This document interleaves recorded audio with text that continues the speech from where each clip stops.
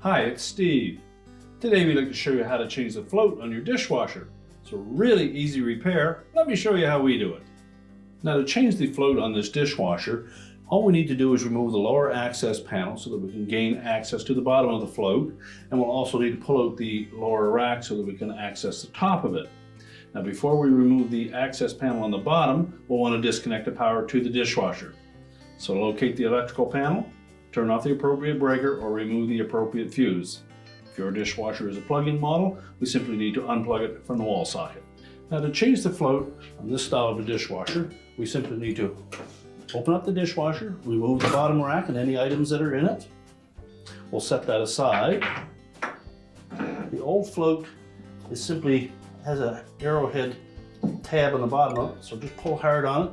You can pull it up through that opening, discard the old one.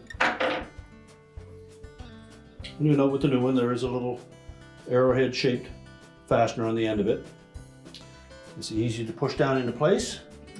You'll meet some resistance, just give it a little push until it goes past that.